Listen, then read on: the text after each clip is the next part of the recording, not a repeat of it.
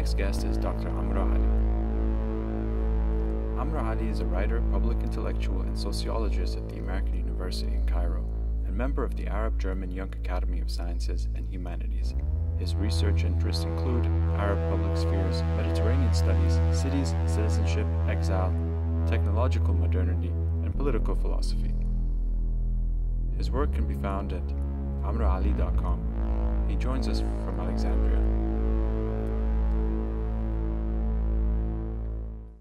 Amro Ali, thank you for joining us. We're very happy to have you here. I first met you almost a couple of years ago now, and Berlin sits in our consciousness, in our mutual consciousness, I would say.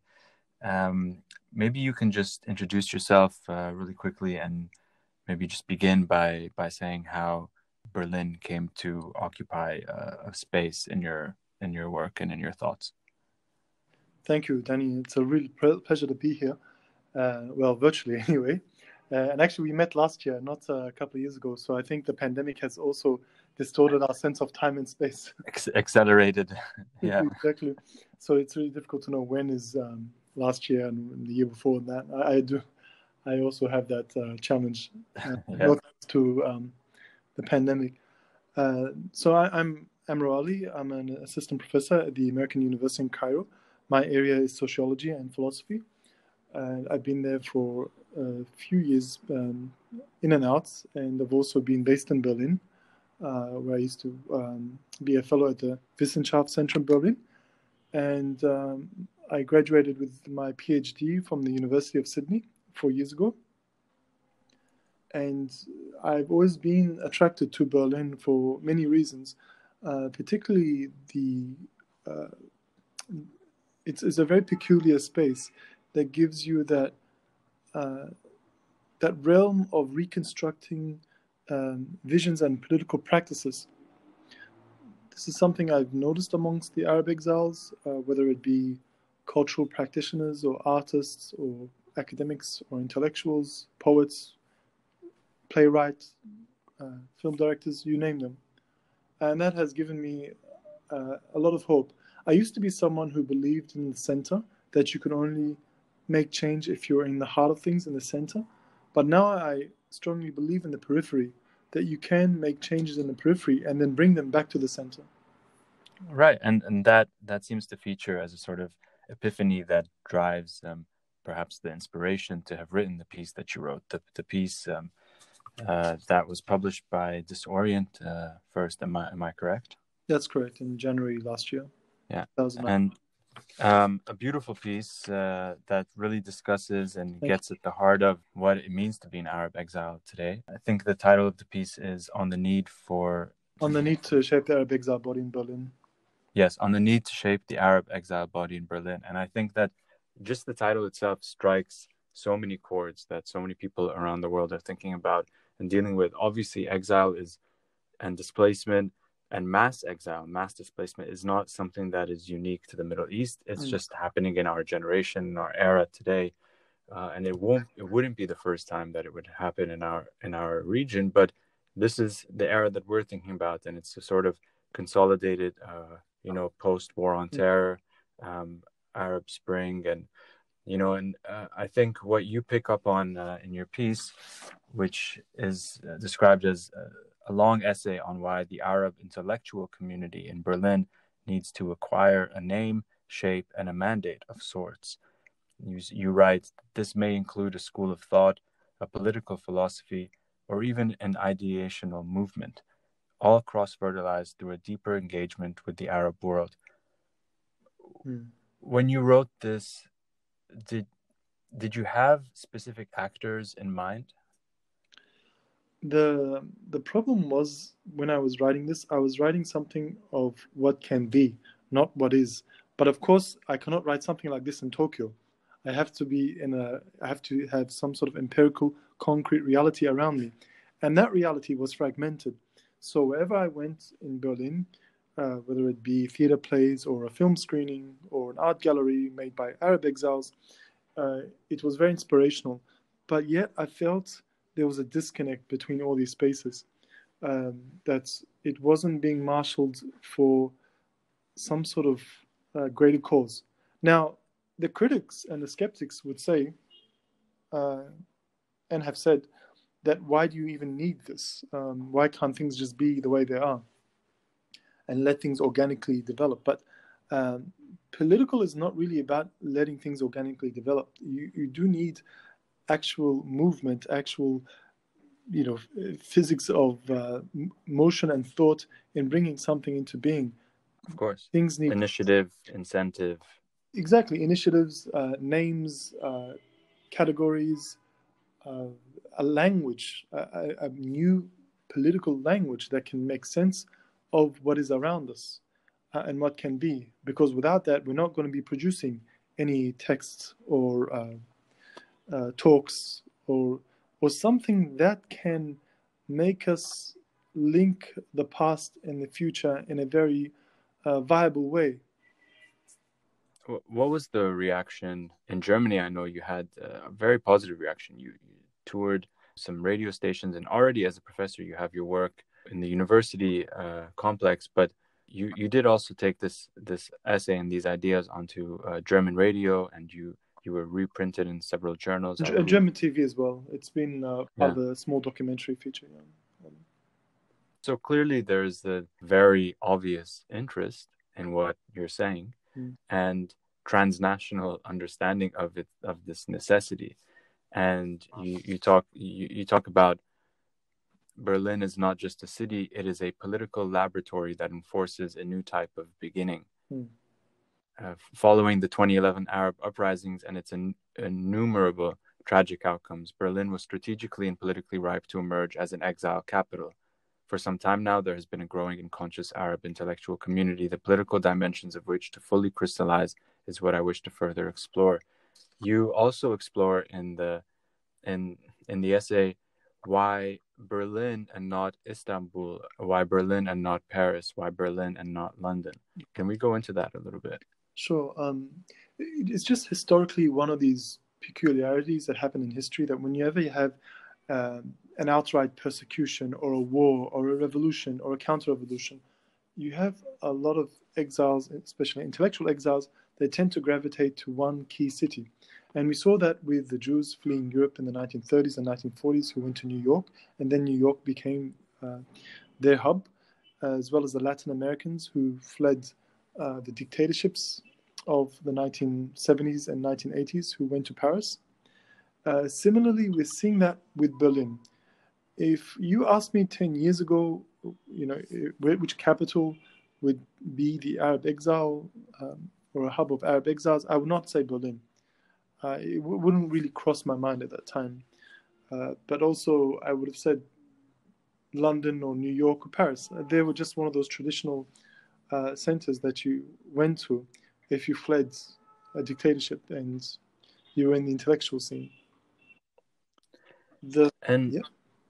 And you also have a really interesting point with Istanbul, because Istanbul did become a sort of hub of exile, especially for people crossing by land through Syria and leaving the Middle East and finding a closer home away from home in Turkey.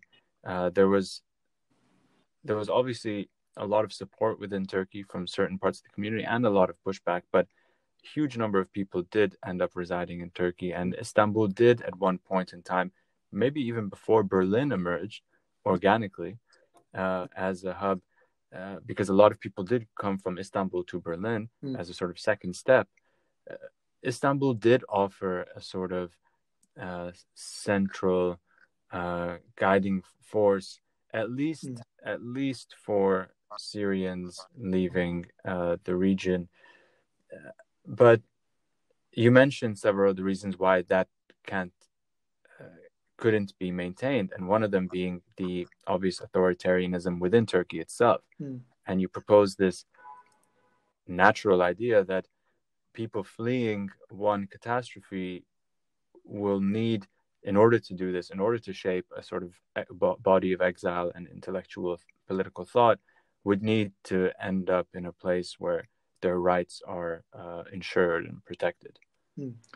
The difference between Berlin and Istanbul is that the former, the Germany has stronger institutions to protect migrants. For all of Germany's problems with the far right and racism and xenophobia, but still you have strong institutions and a strong rule of law to protect the safety and refuge of those who enter its heart. Of course, I separate Berlin from Germany. These are two different beasts, actually. But this is not to say nothing else is happening in Germany and the laws don't apply to the rest of Germany. They do. But the vibrancy is much more in Berlin. The problem with Istanbul, as much as I think a lot of creative initiatives are coming out of Istanbul and strands of hope and even a political community, but it is contingent on the support of the present government. It's, as we saw last year, when Erdogan lost Istanbul in the election, what happened the next day or the next week? You had a lot of protests against Syrian refugees. And without them, the protesters, violent nationalist protests, being stopped effectively. So, was this as a response to Erdogan's loss, or was this? Well, these were perpetrated by which side? This was perpetrated by the anti-Erdogan side. It was seen as, he lost his seat, and this emboldened the nationalists who have problems with refugees, whatever the reasons are. But the sight was very disturbing to see Syrian shops being burned to the ground and Syrians being attacked. All of a sudden, there was this 180-degree turn. This is the type of challenges to a political community that worries me. That, not to say it cannot happen in Berlin, but the power arrangements are just much more different and much more restrained in a city like Berlin. But the tragedy that happened in Istanbul, it just confirmed my suspicion of why I don't think Istanbul can be a durable space for exiles. It can be, of course, for the type of exiles that are in alignment with the regime in that country. But I still question if that is even an independent type of exile, if they will have to be in unison with the Erdogan government.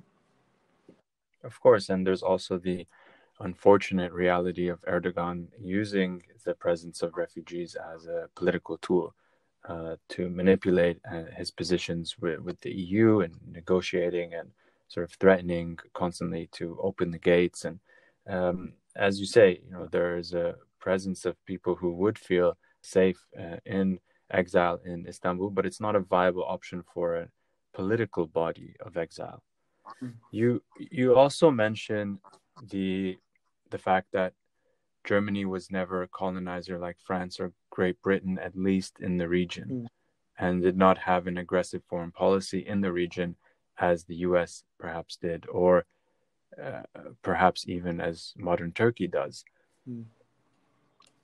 And yet that might also have the negative effect of not having a culture that is prepared to deal with another culture, in the sense of not having been cultured and socialized in traditions and customs.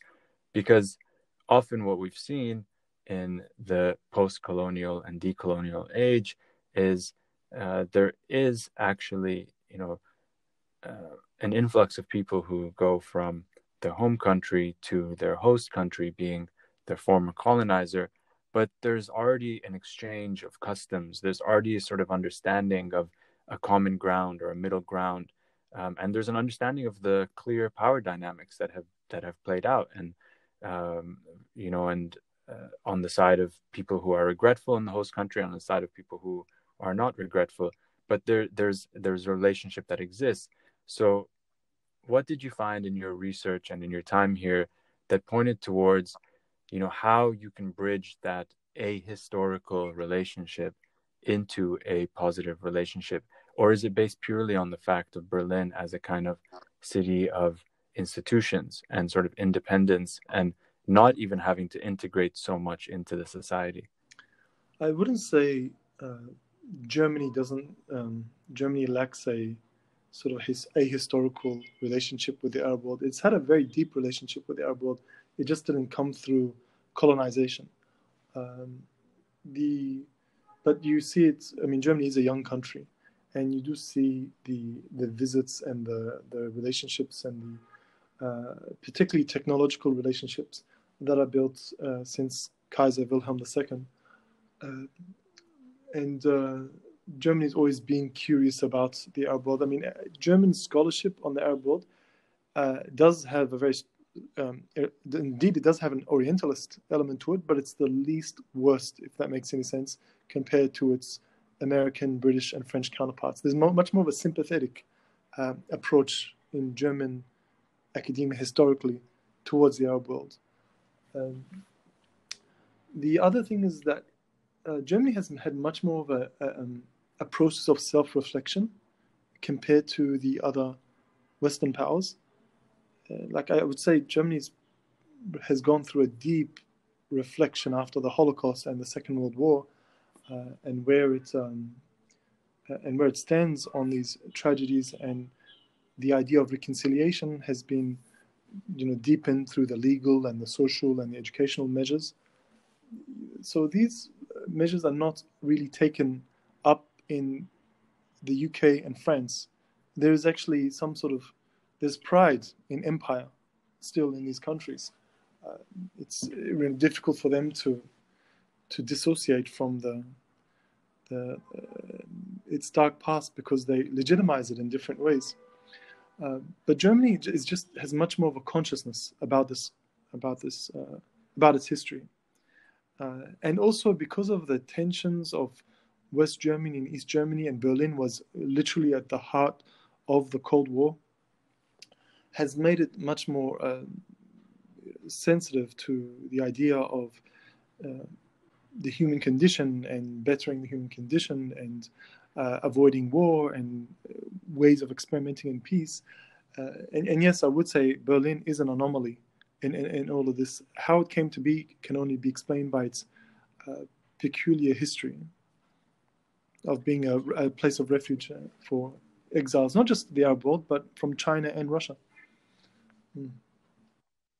Absolutely, yeah, and you're right about that. Just as a note, what I mean by the ahistorical bridge also has something to do with language, and people who go from a post-colonial Lebanon to France, or post-colonial let's say Cote d'Ivoire to France, can speak the language that they go to.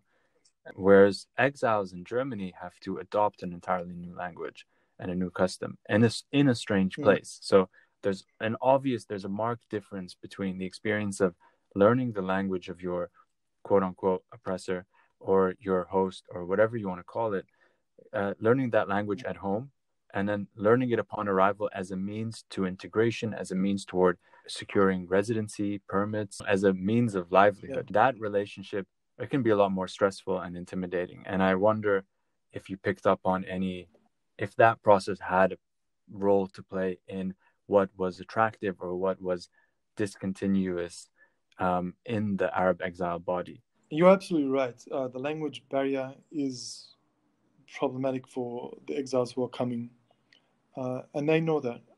On the good side is that Germany does provide the infrastructure and the patience, I would say, to learn the language. The other factor happens to be that there's a very unusual pool for Germany, for the Arab in the Arab world. When they go to Germany, there's an unusual soft power. Once again, because Germany doesn't have its hands in the mess of colonialism in the Arab world, and even the period of the Afrika Korps under Rommel, when they invaded North Africa, which lasted 2 years, was quickly forgotten about in Arab historiography. And if anything, some Arab elites supported that invasion. But generally, only because it was like the enemy of my enemy is my friend, because they hated the British so much, they were happy to see the Axis powers enter North Africa. Anyway, that was a very small episode of that. The language factor is just bridged by this desire to flourish, I would say, in Germany, just because obviously the opportunities it offers, and people come to it with no historical grievances. I mean, I was in Tunis 2 years ago, and I was sitting down with an activist, and she was telling me that there are long lines outside the German embassy or the Goethe Institute to learn German. She was telling me that France is now seen as a backwater, where Germany is now seen as the future for Tunisians. And I found that that sort of interplay very fascinating, of how they're leaving one part of Europe for another part of Europe. But I would say the question is more metaphysical. If we look at the metaphysical blueprints of Europe and the UK, North America, the question of philosophy really makes a difference here, because I find that continental philosophy, particularly German philosophy, has much more in common with Arab lines of thinking. You know, there is much more conceptual resonance with ideas of Nietzsche and Heidegger than you would find with John Stuart Mills and the idea of utilitarianism in the UK and the US. There's much more of a overlap, I would say, between Arabic, Quranic, and Arab Christian worldviews and lines of thinking with German ones. On that note, one of the ideas that I've been working with lately is an idea of a sort of Islamic nihilism, and some way to sort of to understand, but then perhaps rehash the model of a early Islamic philosophy of being, and being in relation to oneself and to the universe, to tie that towards Nietzschean ideas, perhaps, of self-actualization. And I think that self-actualization is something that's missing from a lot of contemporary mainstream Islamic thought. And you mentioned Heidegger, and I think it's interesting as well to think of Heidegger as the notion of cultural crisis, and the notion of cultural crisis and a return to a mythic original, which obviously resonates with, the Arab world. The Arab world has always harkened back to the age of Abdel Nasser and Arab nationalism as this moment of potentiality, which was defeated, and in its wake arose a more solid and yet exclusive, even though it's can even call on a larger group, which is a sort of political Islam, and in opposition to that is sort of dictatorships and military dictatorships and all that. And all of these imaginations of what is, these political nuances that that sort of suppress the Arab individual. What do you think an Arab political body, a collective body and a personal body, what would be a goal? What would be an institutional framework? What if you say the need to shape the Arab body, and you say perhaps an ideational movement, perhaps this or that, dealing with these matters, what can be done? What can be imagined?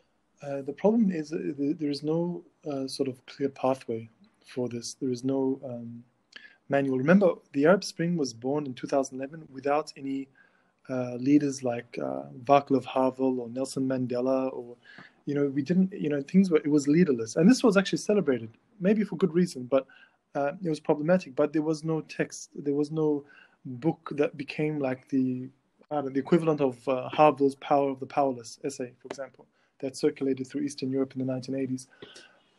So we are really in a phase of reconstruction. We are needing to find the right language, the right text, or even having to write them. And we have to remember also that, and we have to take hope in this, is that ideas and political ideas start in the periphery, and they take years and decades before they move to the center. Pan-Arabism, is often confused with some sort of Egyptian invention. Although no, Pan-Arabism was born in the Levant. It was only scaled up because of Nasser's Egypt, because of the size of Egypt and the way cultural production works, and can push ideas and magnify ideas to the rest of the Arab world. But it was exclusively a very Levantine phenomenon. Not to say they didn't have Pan-Arabist tendencies in Egypt. They did, but it was just much more maturely developed in Syria and Lebanon. So the idea is that there always needs to be a conversation going. There always needs to be a need to archive and to document and to make these matters accessible to the wider public, to make people in the Arab world conscious and aware of what's happening in Berlin. This is quite important because often you need a soundboard, you need different frameworks and, should I say, reference points to understand what is happening and how can tomorrow be better than today. And also on the point of, say, free will, I think there's in Islam, for example, there is a very well-developed tradition of free will. The problem with political Islam is that it's really a modern phenomenon. It's a response to the dysfunctions of modernity, and we need to take that into account, because I believe the mosque and the church needs to play a role as well.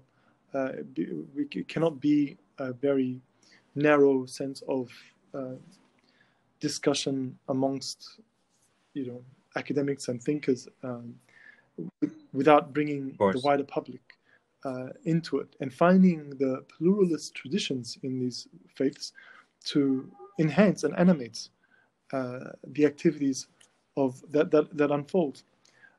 But of course, political thought needs a lot of writing and mapping and seeing how far we've come and celebrating what we've achieved and seeing how we can improve things better. This already happens, by the way. It happens in Berlin and Beirut and other cities, through the conferences and workshops.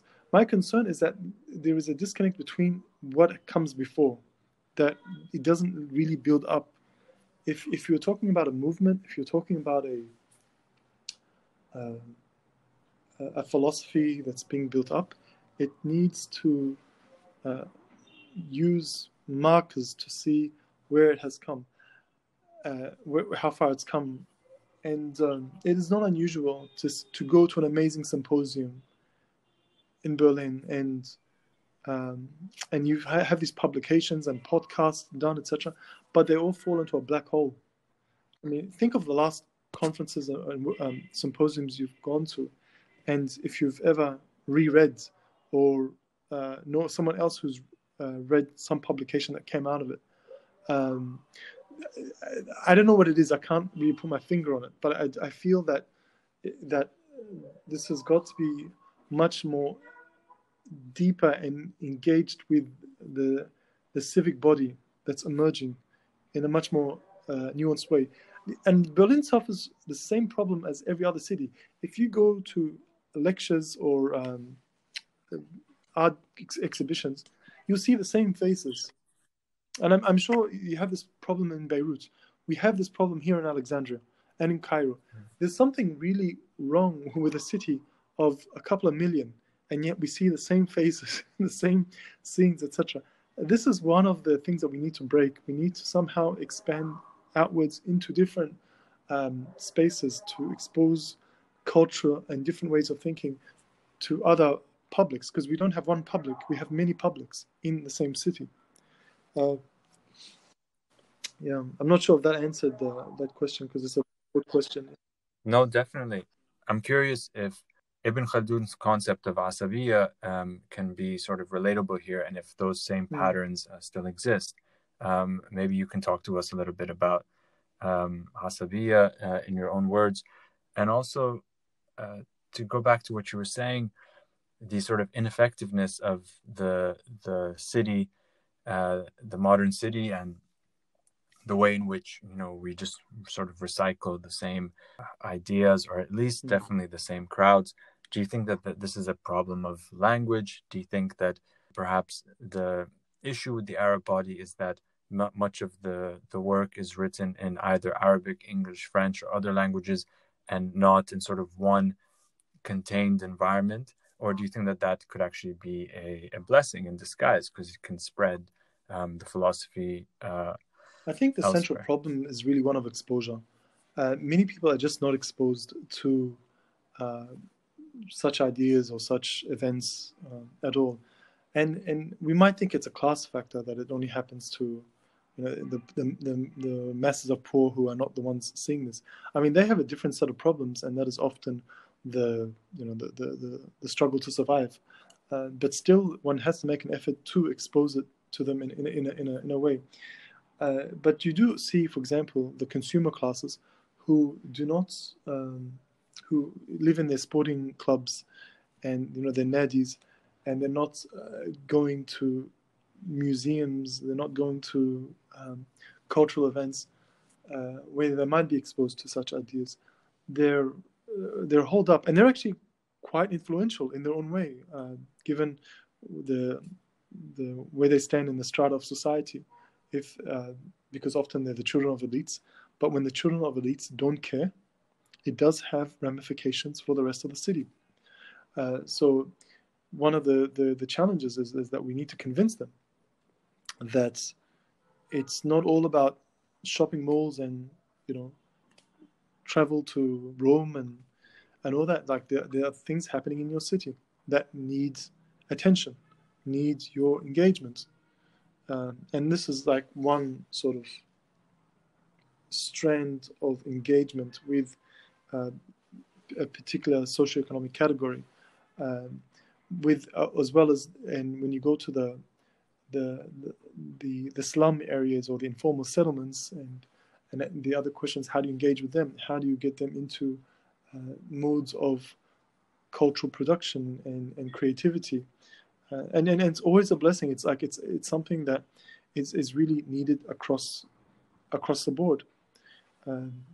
Historically, it's a middle class problem in the sense that or a phenomenon, because if we look at the reason why Egypt's golden age of cinema flourished, and it had a lot to do with the middle class, because the rich of Egypt were disconnected from the rest of Egypt. They were just like in their own worlds, in the monarchical era, the era of King Fawad and King Farouk.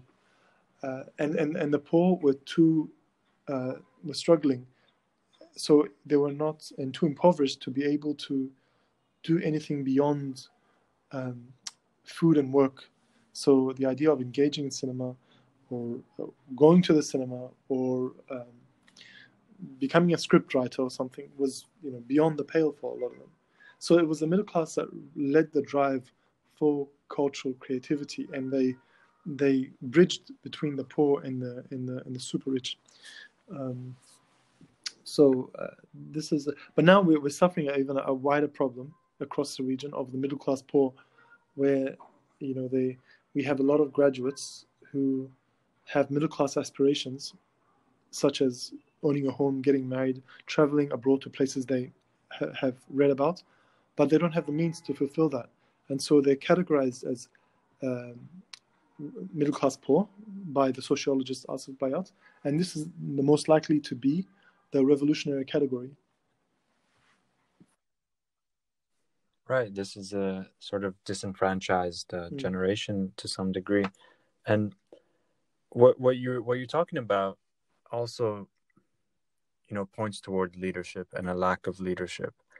And what's interesting is that even maintaining with the ideas of Ibn Khaldun and the concept of Hasabiyah, that a strong and powerful idea can take root in a society, and the first ruler will be strong and be able to communicate their ideas, and then as the generations, as the dynasty lives on, with each generation, the inheritors of that rule or of that power become less and less sort of ingrained with the philosophies and act less and less in accordance with the laws and customs that were propagated by this emerging clan, and start to deal again in a sort of globalist mentality, which means that another force from the peripheries is going to emerge. And you can sense that the leadership in our region, all the way down to what you're talking about, which is everyday people, need to take stock of the situation, needs to stop thinking, as long as I'm getting by, we're getting by, and we've seen this in Lebanon. This year was really a wake-up call for so many people, people who had been living and benefiting from this Ponzi scheme and just accepting anything that came their way, any sort of disruption of normalcy. It didn't matter as long as just business as usual could begin the next day. And that concept of just putting Band-Aid after Band-Aid or ignoring the signs just no longer works in the Arab world. I mean, things are just so fragmented and broken. And the generation you're talking about obviously is coming into a world with far less opportunities. You're also speaking about the need for literature somehow. And you said that the Arab Spring emerged with leaderless and without a sort of sacred book, and the same can be said of the 2019 uprisings in Iraq and in Lebanon and Sudan, Algeria as well. Yeah. Do you think that that this is the role that literature perhaps will play in the future? I mean, if we see this as a sort of stagnated process, but an incremental process, let's say. I cannot really say what role literature will play. I mean, literature often is a reflection of society, and of course, if you're producing something in more of what can be, I find, ironically, and maybe not ironically, I find fictional Arabic literature more prophetic than non-fiction of analysis and reports that come out. But I think the underlying, I wouldn't say problem, but the underlying motive, the underlying phenomenon that was born in 2011 was karama, dignity. And I'm writing actually a book chapter on this. It'll be published soon. And why karama overtook honor? Because often it was sharaf that was the central guide and ethical logic in the Arab world. When you've been and sharaf is a form of violence. It's a form of retribution, honor killings, for example, so-called honor killings. But the karama had much more of an equality to it. It had much more of a dignity. So it had the idea that you only exist by worthiness of being born. That this is the karamtak. It's a divinely sanctioned dignity that is above universal declarations and international conventions. But karama was unusual in the sense that historically in protest movements, dignity never factored in protest movements. Globally, it was always freedom, justice, jobs, bread, but not dignity, and especially individual dignity. But that is what happened in 2011.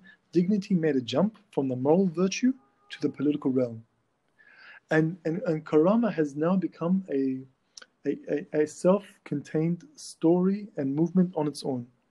Even with all the despair and misery across the Arab world in the past decade, it still has not left us. It's still something that we agree that we have to make the system. How do you read this? Is this through the slogans, through it's writing? in the research. It starts off in Tunis, and we see the words historically evolve.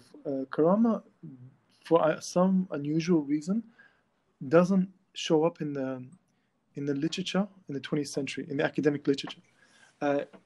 If it does, it's either confused with honor, and when it's used properly, it's used modestly on a set of writings with the Palestinian struggle. But karama and dignity basically was viewed as reserved for the nation, reserved for liberation struggles. It was never reserved for the individual. To speak of individual dignity was very unusual. Even Francis Fanon criticized it. But, there's a bit of a confusion in his analysis on that. Or not, I won't say confusion, but more that he does believe in individual dignity, but he believes the colonized mass cannot ascribe to the Western notion of individual dignity. Right. So not an individual self-betterment at the expense of others. But the 2011 revolutions came about and said, no, you can have both. You can have individual dignity, which, the aggregate sum is collective sovereign dignity of the citizenry. So, this word became a very, very powerful force, to the extent that it became the rallying cry across the Arab world. It became the name of the Friday, usually the first Friday, Jumat al-Karama, the Friday of Dignity, across the protest movements when they would spark off their protest. It became a very, very central way of thinking. And this semantic shift has huge repercussions for the way you deal with society and look at the state and think about the future.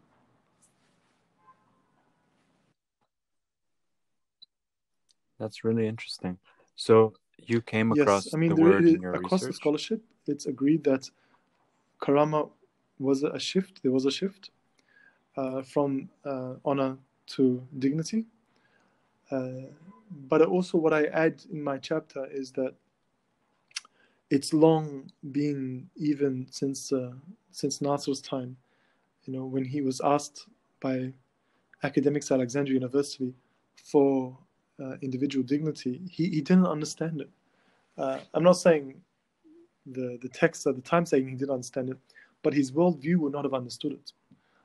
Because karama was something that was for the greater cause. If you ask for individual dignity, then you were betraying the cause. You're thinking only about yourself, in more or less words. Right, especially in those polarized terms. You had to dissolve in the mass, in the colonized mass, and in the revolutionary mass, and the mass rally, and the pan-Arabist rally. There was no, Danis or Amros exactly. Also individualism, which comes with a different set of problems, was really frowned upon in the developing world. And it only comes about, later on, and it gets much more complicated. But you do see in the 2000s, suddenly the word karama is used for different human rights organizations.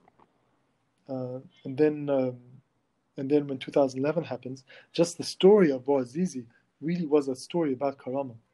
And it was just how he was treated and how he responded, and it was actually the long road. His suicide was the logical conclusion to a long road of indignity through the Arab world for the past couple of decades.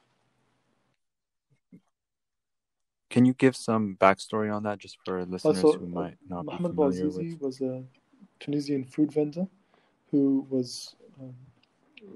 had his carts taken away by the municipal authorities, and so the story goes he went to get back his cart, and one version of the story is that he was slapped by a female officer, and he went angry, and in front of the municipal building in his village he set himself on fire, and that pivotal incident sparked off the Tunisian revolution, which then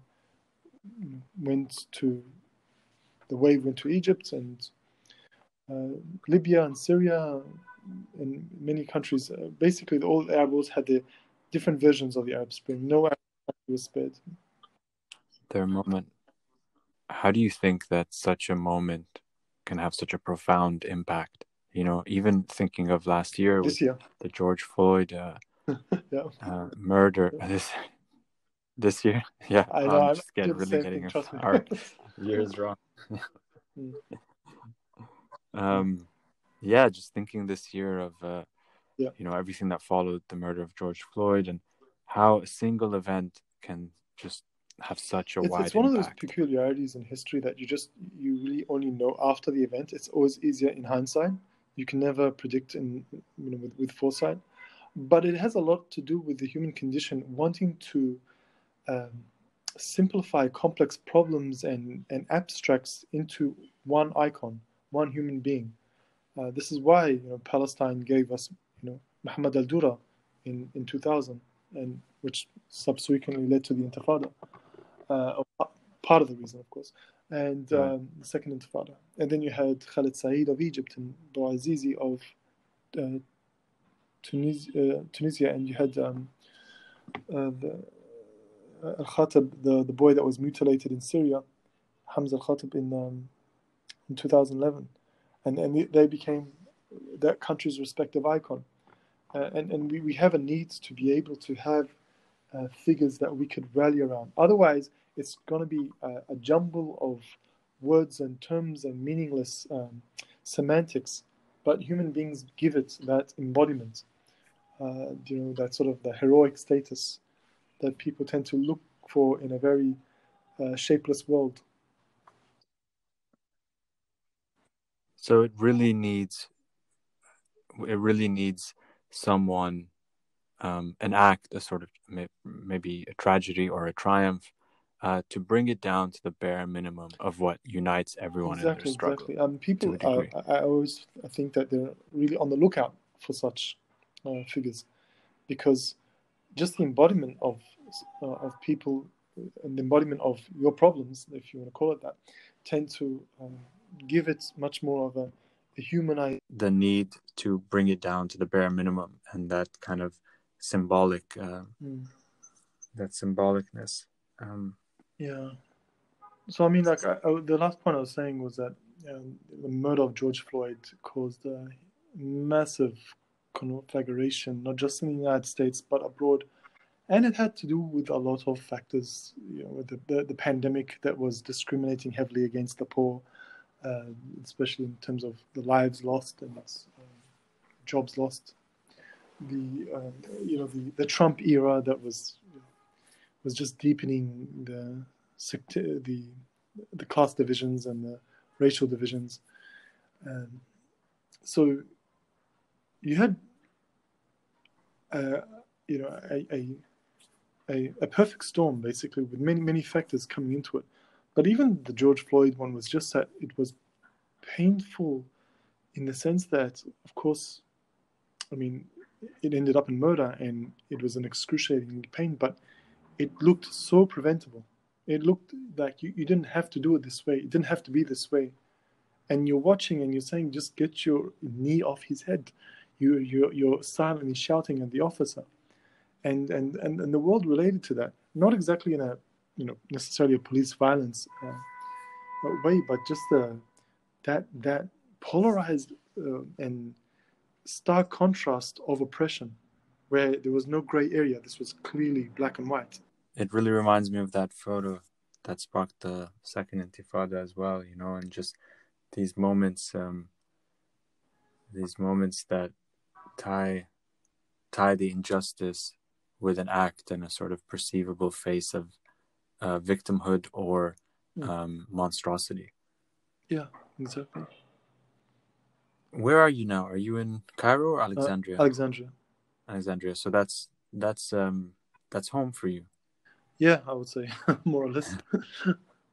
And how is it in Alexandria?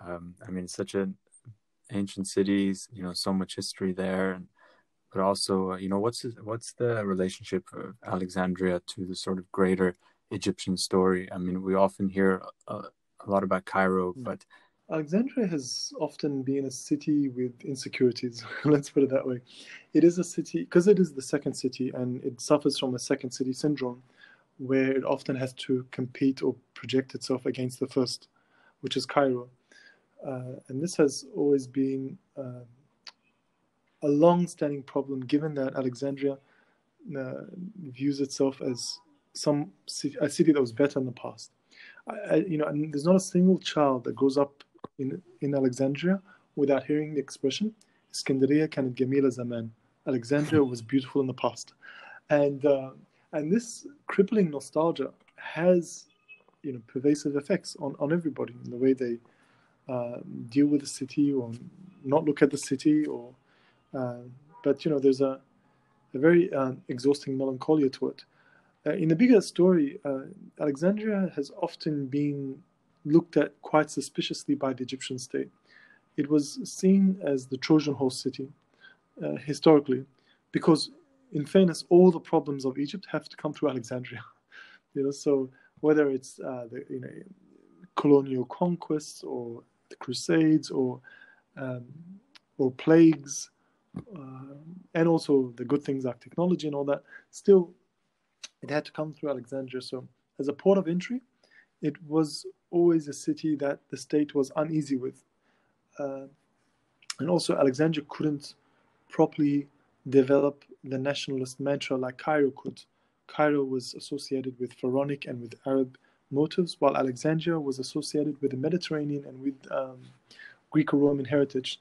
So it was often like a city, especially after the 1950s, seen as operating in the wrong era, that it didn't have a place like the cities of Cairo or Baghdad or Damascus, for example. So it was marginalized, and it has actually been marginalized since then. Mubarak tried to bring it back into vogue with his neoliberal policies, because Alexandria, there was a very strange trend in the 90s where port cities came back in fashion after after air travel had sidelined cities for many decades. So you see similar developments happening in Tangiers and Alexandria and later Beirut, where these very mutant capitalism takes over and builds some of the most hideous architecture we've ever seen. I've seen the changes that happened in Beirut by that company, Solidaire, is it? Yeah. Yes, absolutely. We have the equivalent of that here, like of course, Stanley and all that, and it's really heartbreaking that when you lose more beautiful buildings to development than you do to the war. It's in Beirut's case, I mean, but in Alexandria, it's like it seems to be a strenuous effort to make things ugly, and that is what really, really worries me, because I do not want to see Alexandria turn to be like Dubai. It's not Dubai, and I think Dubai can be Dubai, but you cannot impose a Dubai model on other historical cities. It's just, this is not the place for it. But yet developers, because I guess part of their lives were raised there as well in the Gulf, they think this is beautiful to do tall skyscrapers or mega mall, or a sign of modernity or progress of some sort. Exactly. I mean, the word I really fear in the Arab world is developments. To tell, yeah. I just don't see great things happening as a result of that. When I was in Tunis 2 years ago, if you, I don't know if you've been to Tunis, but it felt like the Arab world in the early 90s before disaster capitalism takes over, because everything is like low key. It's hard to explain, but there are low buildings. There's nothing. It makes perfect sense, of course. I mean, we've seen it very well in Beirut, and yeah, what you're talking about is so clear as well. This sort of essence of Alexandria was beautiful in the past. Beirut, there's always this spoken nostalgia for Beirut before the war. It was the Paris of the Middle East. Lebanon was the Switzerland of the Middle East. Yeah, and these just these return to mythic originals that are impossible to reapply. The Heideggerian method just does not work in this instance. And I guess to close it off, I'm wondering, at Barakunan, we're always thinking about, the notion of narrative dissemination and narrative production, and sort of how that can yield some results. And today I'm speaking to you, and this is the third and last day of the festival. This day is about literature in action, and how ideas, literature, philosophy can mold to reshape society or to advance a certain idea or certain progress. And I'm wondering what's giving you inspiration today, and maybe you can leave us with a piece of advice, let's say, from your scholarly research and from your own writings. Maybe what have you seen that works? Because a lot of people that we're working with, a lot of people that are also reading today, have an agenda, a political agenda, and we're not ashamed of it. We can't just wait for these moments of high impact, moments of the loss of dignity to rally society. We need to continuously, as you said at the very beginning of this conversation, we have to always push from below and from above and from the side. I will answer that with a bit of a scattered brain and scattered thoughts, but I have lately started writing short stories as a way to make sense of the madness in the region. And I find fictional short stories, I could crystallize truth more than I could in my prose essays. I still love the essay writing, and I prize it as for me, the highest form of writing genre. But I find with poetry, but definitely with short story writing, you're able to bring out something that you couldn't put in other words. Like it can only be done through a protagonist in a short story. Novel, I'm not thinking about that at the moment. I mean, on a personal basis, I am reading novels, but I'm not thinking of venturing that. But just the way you could bring out something in a short story, and I think it's an underrated form, and it needs to be brought back in a very compelling way. And by the way, it was interesting throughout the 20th century when I go to use bookshops, and I find a lot of these short story books that were compiled by foreign ministries and embassies. So you find, for example, the GDR, the East Germany, a book of short stories from 1960, or Egyptian short stories from 1994, Chinese short stories from 1983. So it was a sort of a weapon of cultural diplomacy. But I'm not asking the foreign ministries to do this. I'm asking that we should be doing this, I think, in a way of exchanging truths, if we can put it that way. The other factor on the question of hope, I've been doing a lot of reading on the philosophical concept of evil, and the one thing I came out of doing all these readings on evil, the hopeful elements of all these. It's very strange to put hope and evil together, but and it's this one realization, is that people don't live forever.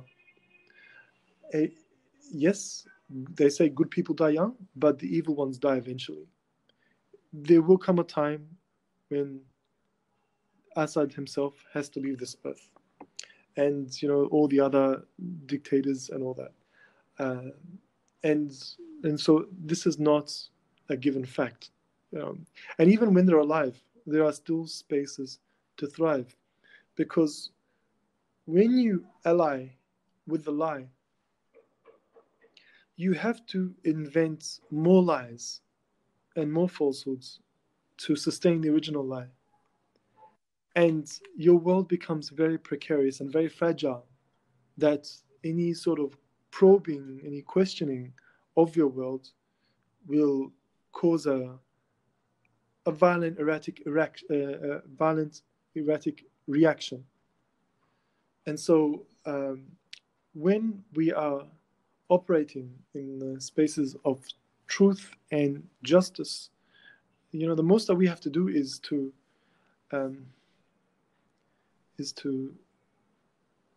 save our lives by of course giving it a respectable guise that saves us from harm, but at the same time we tend to know we're on the right side of history. We know that the arc of history and the arc of justice always bends towards truth. We know that at the back of our minds, even if we don't act it out, even if we're very impatient and we're very losing our minds in the midst of all that is happening.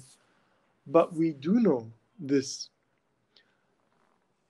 From the coffee houses of Casablanca to the mosques and churches of Baghdad, to the campuses of Beirut, to the cultural spaces and centers of Cairo and Alexandria, there is a similar line of thought.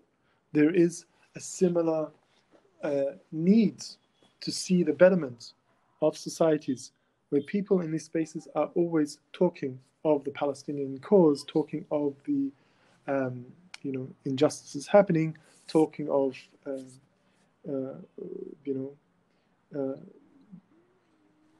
seeing a better the need for justice. Sorry? The need for justice. The need for justice, yeah. The urgency for the justice. Urgency. And if someone like Mohamed Salah, the football player, comes about out of nowhere, people don't see him just as a football player. They see him as a political icon, even if he's not political. But he is placed in a politics of juxtaposition, where because he doesn't talk politics, he unites a political base, and then he's compared and contrasted to the higher politics of pollution.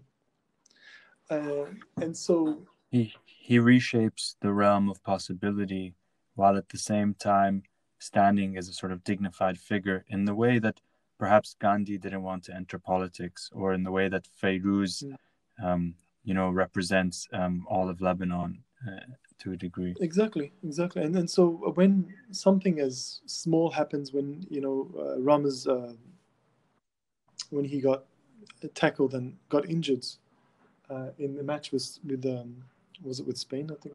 Real Madrid. Yeah.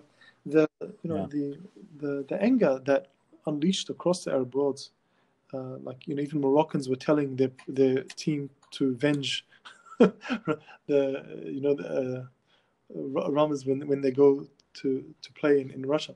But I mean, this is just one small simple example that doesn't have greater ramifications, but it is a sign of how people think. And that now, do we really want what is in Europe? I mean, there are a lot of great things we would love to have that is in Europe, but I am worried about neoliberal modernity that has turned many Europeans into apolitical subjects. This is not the life I want, and I'm speaking this not out of patronizing to Europe or the EU, but that Europe was a different incarnation before. I'm not talking about wars. I'm talking about their political passions that has died since the 90s. And yes, it's there. They vote, they mobilize, they have social movements, etc. But on the day-to-day level, there is a sort of detachment that I have noticed, and self-interest has taken the helm. And so I think we're in a global crisis, but specifically in the Arab world, we have our own set of problems that are really unique to the Arab world. I won't even say they're unique to each Arab country. Of course, every Arab country has their own peculiarities and uniqueness, etc. But we do have core problems that are shared across the board, from the rentier models to the inability to do away with corruption, the lack of I was reading a study that showed that the Arab world's greatest export is human capital. Do you know how sad that is? When we are the greatest export is human is migration. It's actually on par with oil and gas. That's incredible. But having said that, what 2011 showed us was that people learn politics quickly. And it's phenomenal. Like, they don't even have to have a degree in politics. They don't have to have some sort of activism, etc. Publics change overnight. And it's one of these unusual phenomena I cannot put my finger on, but human beings are an unusual beast. And they can just surprise you. So I think what we need to do in the capacity as thinkers, intellectuals, academics, artists, and people who want to see a better world, who want to paint a better utopia than what we have today. And it's always good to think utopian. Not people often confuse it that utopia becomes dystopia. No, you can have a rational type of utopia that just improves the world then better than what it is today, without the descent into violence and the descent into totalitarianism and that. And we need to give a legacy to those who come tomorrow that they can pick up and resume what we've done. And it will never be the end goal that will satisfy us. It will always be the process. It needs to be in a community of compassion and love, where people are, where you feel yourself actualized. And you can think of it like a university degree. When you graduate, your happiest memory is not necessarily getting that degree on stage, and it's not that. It's your memories, and your fruitful memories are often done. You think about it. It's your group assignments, at least the ones that went well. The having a coffee during a break with a friend that you haven't seen in 3 weeks or something. It's all these little moments of campus life, of university life, that build up your sense of identity. It's never the graduation part. That's a very small part, and it's actually not even. It's just symbolic. You would have, you've already finished all that's needed, and it's usually the heart of the matter that matters. So I think we need to look at this journey, as dignity in itself. What the outcome happens is God knows where it leads to, but to be on the right track, to be on the side of justice, on the side of dignity, to expand spaces of dignity wherever we go, is to be the best that we can be. Amro Ali, joining us from Alexandria. Hopeful words. Thank you very much.